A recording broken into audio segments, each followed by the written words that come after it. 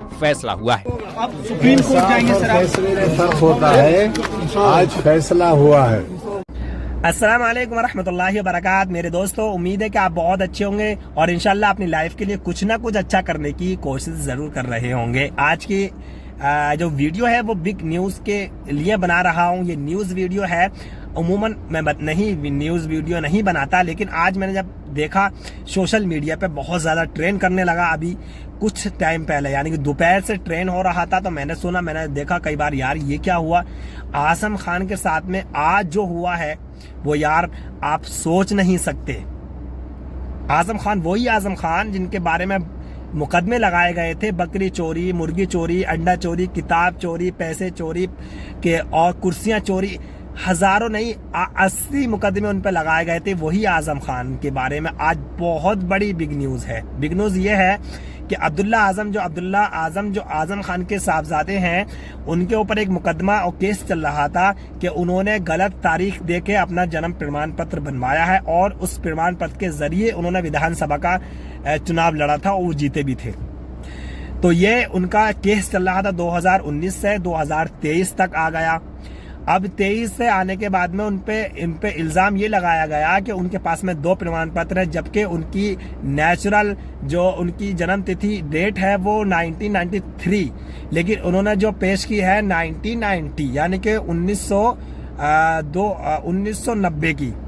तो ये उन पर केस चल रहा था। वो मुकदमा चलते चलते आज 2023 में फाइनल हुआ। आज़म खान पे मुकदमे लगे, उनकी बीवी पे मुकदमे लगे, केस लगे, 420 के केस लगे तीनों पे। और आज कोर्ट के अंदर आज़म खान को 7 साल की सजा सुनाई गई है। यार आप सोचने वाली बात है कि एक इतनी सी बात में 7 साल की सजा, और अब्दुल्ला आज़म यानी कि उनके बेटे को 7 साल की सजा, आज़म खान को 7 साल की सजा और उनकी बीवी तंजीम फातिमा को 7 साल की सजा, यानी तीनों को 7 साल की सजाएं सुनाई गई हैं। और सजा सुनाने के बाद का और मरहला देखो, जो बहुत बड़ी एक सोच ये है कि यार सजा सुनाने के बाद जब कोर्ट से बाहर निकले आज़म खान और उनकी परिवार वाले, तो आज़म खान को कोर्ट के बाहर गेट पे ही पुलिस की वैन खड़ी थी, गाड़ी खड़ी थी, जिसमें उनको बिठाल करके फौरन उनको जेल में शिफ्ट किया जाएगा। यानी कि 1 दिन की 1 घंटे की मोहलत नहीं दी गई, डायरेक्टली उनको कोर्ट रूम से निकल के उनको दरवाजे पे वैन खड़ी थी, उनको बिठा के उनको जेल के अंदर शिफ्ट कर दिया गया और उनको 7 साल तक मिनिमम जेल में रहना पड़ेगा। और उसके अलावा उन पर 15-15 हजार रुपए का जुर्माना भी लगाया गया है और 7 साल की सजा। अब आप समझ सकते हो कि 7 साल की सजा का क्या मकसद है। 7 साल की सजा का मकसद ये है कि 7 साल की सजा का 2024 का इलेक्शन वो नहीं लड़ पाएंगे, 2029 का इलेक्शन वो नहीं लड़ पाएंगे, 2034 का इलेक्शन वो नहीं लड़ पाएंगे।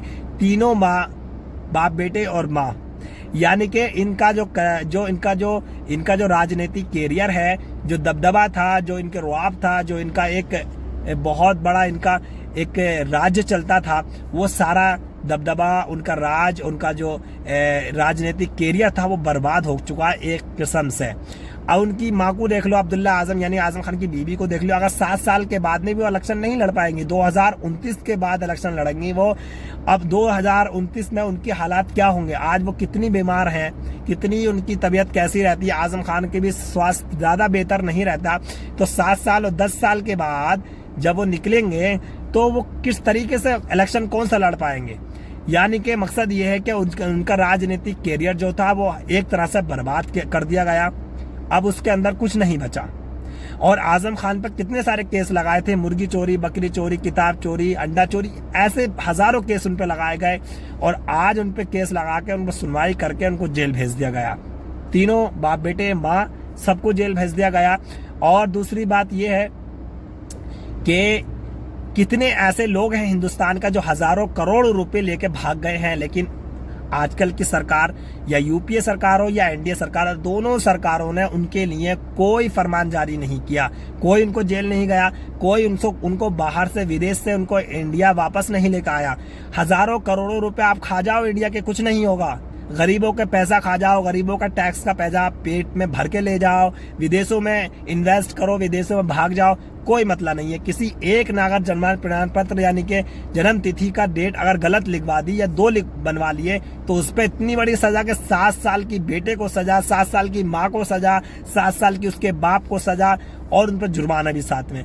तो ये दर्शाता है, ये मकसद है कि किस तरीके से मुसलमान के बड़े बड़े नेताओं को बर्बाद किया जा रहा है, उनके कैरियर को बर्बाद किया जा रहा है। अब मैं एक गुजारिश और आप लोगों से मशवरा ये है कि आजम खान तो केस अब नहीं लड़ेंगे इलेक्शन यहाँ से रामपुर से, तो मैं अपनी राय ये दे रहा हूँ कि भाई रामपुर के अंदर ओवैसी को आना चाहिए, क्योंकि ओवैसी साहब आजम खान की वजह से वहां पर इलेक्शन नहीं लड़ते थे, क्योंकि आजम खान और ओवैसी साहब के वालिद जो थे वो अलीगढ़ मुस्लिम यूनिवर्सिटी के अंदर AMU के अंदर साथ पढ़े हुए थे, इस वजह से वो इज्जत करते थे, वहां पर इलेक्शन के लिए उन्होंने मना किया था। लेकिन अब हमारी राय है कि हम देखते हैं कि अब आजम खान की फैमिली से कोई नहीं लड़ पाएगा, तो फालतू में तो आदमी उनको ऊपर नहीं जाएगा किसी और के ऊपर ना, तो आजम खान की जगह अब ओवैसी साहब को किसी अच्छे कैंडिडेट को उतारना चाहिए। और इंशाल्लाह उम्मीद है कि रामपुर की आवाम ओवैसी साहब को बहुत चाहेगी, उनको प्यार भी देगी। तो आपसे गुजारिश है कि कमेंट में ज़रूर बताएं कि आजम खान के साथ में ये कैसा हुआ, उनका एक स्कूल कॉलेज यूनिवर्सिटी चलती है उसका क्या होगा, उनका कारोबार का क्या होगा, उनके राजनीतिक कैरियर का क्या होगा। कमेंट बॉक्स में अपनी राय ज़रूर देंगे। अगर आप आजम खान के फ़ैन है ना, तो आपसे गुजारिश है हमारे चैनल को सब्सक्राइब कर दें और वीडियो को शेयर करके दूसरों तक ज़रूर पहुँचाएँ। नमस्कार, सत श्री अकाल, अस्सलाम वालेकुम रहमतुल्लाहि व बरकातहू।